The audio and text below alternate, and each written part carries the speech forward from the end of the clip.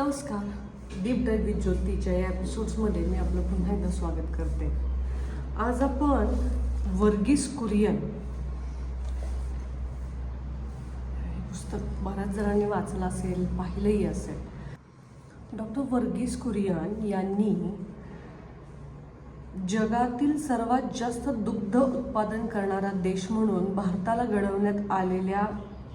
घडवण्यात त्यांनी उभ्या केलेल्या अनेक संस्थांचा वाटा आहे.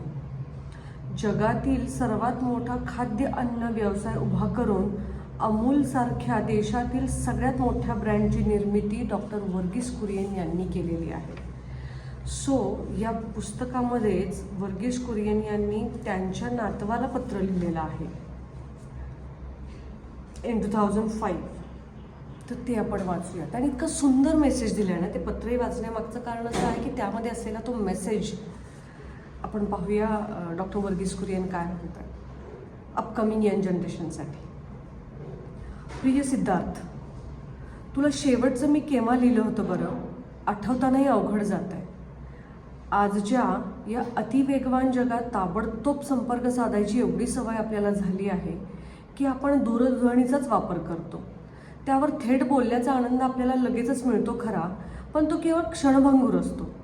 लिखाणाची गोष्टच वेगळी.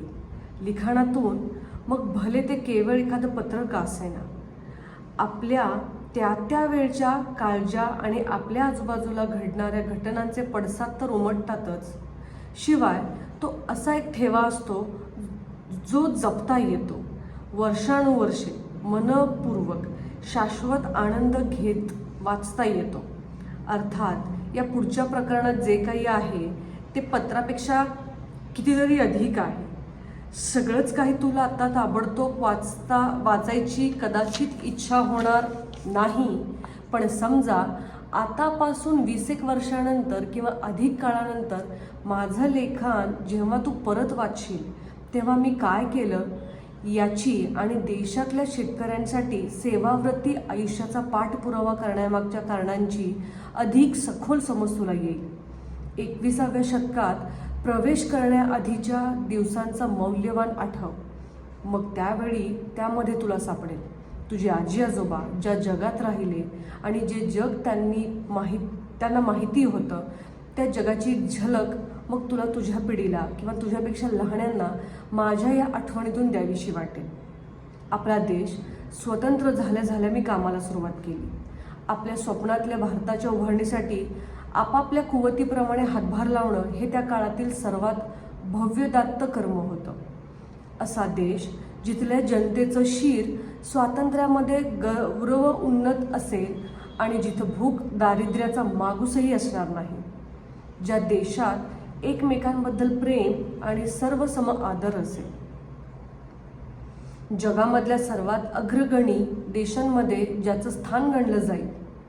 जगण्याची एक विशिष्ट दिशा निवडणं याचाच अर्थ इतर वैकल्पिक गोष्टींचा पाठपुरावा करण्याच्या इच्छेला तिलांजली देणं. या एका गोष्टीची मला त्याचवेळी विनम्र जाणीव झाली. एका छोट्याशा सहकारी संस्थेच्या मार्फत काही दुग्ध उत्पादक शेतकरी आपलं आयुष्य घडवू पाहत होते.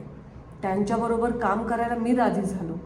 तेव्हाच म्हणजे 50 वर्षापूर्वीचं हे जाणीवेचं परिवर्तन माझ्यातून घडून आलं. प्रामाणिकपणे सांगायचं झालं तर देशातल्या शेतकऱ्यांची सेवा हा व्यवसाय म्हणून स्वीकारण्याचं माझ्या मनात नव्हतं. पण कसं कोण जाणे, अनेक घटना अशा क्रमानं घडत गेल्या की त्यांच्याबरोबर मी ओढला गेलो आणि अशा वेळी अशा ठिकाणी येऊन ठेपलो की माझ्या पुढे निवडीकरिता 2च पर्याय शिल्लक होते. माझ्या आयुष्यात परिवर्तन घडवून आणले असाच पर्याय मला स्वीकारावा लागला. मेटल जी घेऊन पुढे जायचं ठरवलं असतं तर कदाचित एखाद्या बड्या कारखान्याच्या मुख्य अधिकारी झालो असतो किंवा कदाचित भारतीय सैन्यात दाखल होऊन मोठ्या अधिकार पदावरून निवृत्त झालो असतो किंवा मी अमेरिकेला निघून गेलो असतो आणि अतिशय मनस्वी अनिवासी भारतीय झालो असतो. पण तरीही यातला कोणताही पर्याय मी निवडला नाही. कारण गुजरातमधल्या आनंदमध्येच काम करून मी अधिक अर्थपूर्ण कामगिरी करू शकेन अशी आत खोलवर कुठेतरी मला जाणीव होती.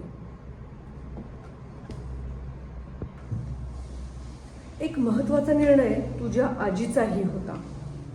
आज आपल्याला ज्या सहज साध्य वाटतात अशा किमान सुखसोयींचा वणवा आनंदला सुरुवातीच्या काळात असेल याची तिला कल्पना होती. तरीसुद्धा आनंदमध्ये राहून काम करण्याचा माझ्या निर्णयाला तिनं अत्यंतिक उत्साहानं पाठिंबा दिला. माझ्या जबाबदाऱ्या समर्थपणे सांभाळण्यासाठीचा अदम्य विश्वास मला जो कायम मिळाला तो तुझ्या आजीच्या माझ्या बाजूनं उभं राहण्याच्या ठाम निर्णयामुळेच. देशाच्या प्रगतीमधला माझा वाटा अनेक वेळा जाहीरपणे नावाजला गेला. त्या प्रत्येक वेळी ज्या अनेकांबरोबर काम करण्याचं भाग्य मला लाभलं त्यांच्या कामगिरीचा हा सन्मान आहे हे मी आवर्जून सांगत आलो आहे. काही मूलभूत मूल्यांची असलेली माझी चिरस्थायी निष्ठा माझ्या या योगदानाला कारणीभूत आहे हे मला आणखी आग्रहपूर्वक नमूद करावं असं वाटतं. माझे आई वडील, कुटुंबातील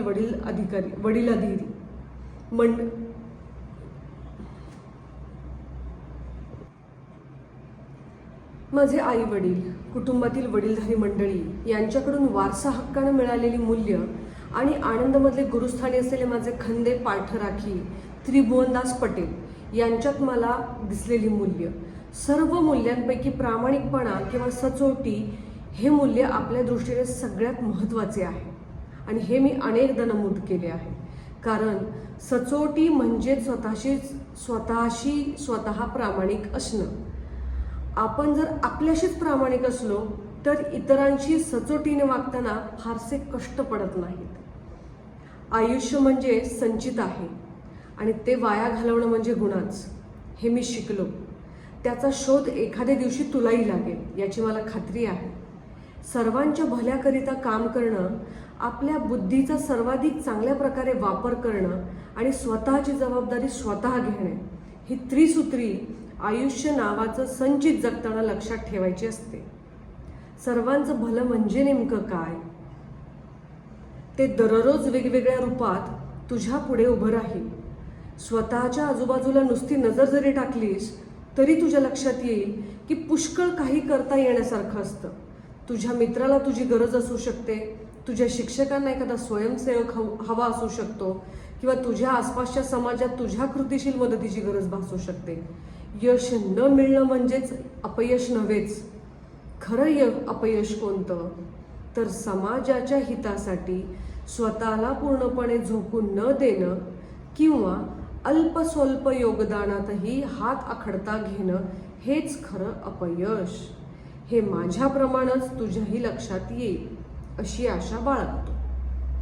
आयुष्यामध्ये कोणत्याही क्षणी कुठलीही खेळी चुकीची ठरू शकते आणि बहुतेक वेळा तसंच घडतं. हेही माझ्याप्रमाणेच तुलाही कळेल. आणि तरीसुद्धा माणसं जगतात.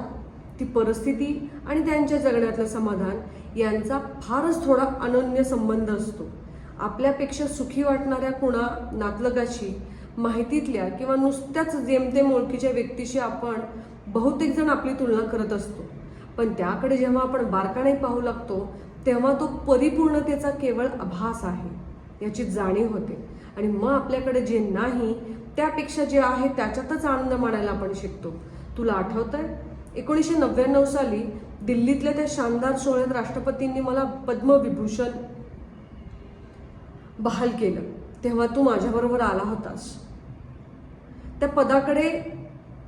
त्या पदकाकडे कमालीच्या अचंब्यानं बघत अतिशय अभिमानानं तू ते गळ्यात घातलंस आणि हे मी माझ्याकडे ठेवू असा अतिशय निरागस प्रश्न केलास. तुझ्या आजीनं आणि मी त्यावर तुला दिलेलं उत्तर आठवतंय. आम्ही तुला म्हणालो की अर्थातच ते पदक जितकं माझं तितकंच तुझंही आहे, पण माझे पुरस्कार निव्वळ जमा करण्यात तू समाधान मानू नयेस. आयुष्यभर तू करीत असलेल्या कामातून स्वतःसाठी पुरस्कार मिळवणं हेच तुझ्या पुढचं आव्हान असेल.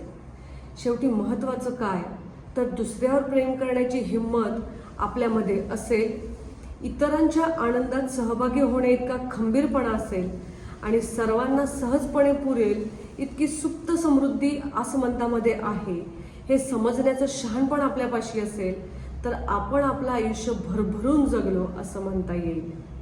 सिद्धार्थ, माझेही विचार तुला आणि देशामधल्या तुझ्या पिढीतल्या लाखो मुलांना मी अर्पण करतो. ते वाचल्यानंतर तुझ्या जगाला धीटपणे सामोरं जाण्याची आणि समिष्टांच्या कल्याणाकरिता तसंच देशाच्या हिताकरिता तू निवडलेल्या क्षेत्रामध्ये अथक परिश्रम करण्याची प्रेरणा तुला मिळेल अशी मला आशा आहे. एक लक्षात ठेव, त्यावेळी तुला जे पुरस्कार मिळतील तेच तुझ्या अर्थपूर्ण जगण्याबद्दलचे खरे पुरस्कार असतील. माझ्या अंतःकरणपूर्वक प्रेम आशीर्वादासहित तुझाच दादा. किती गोड.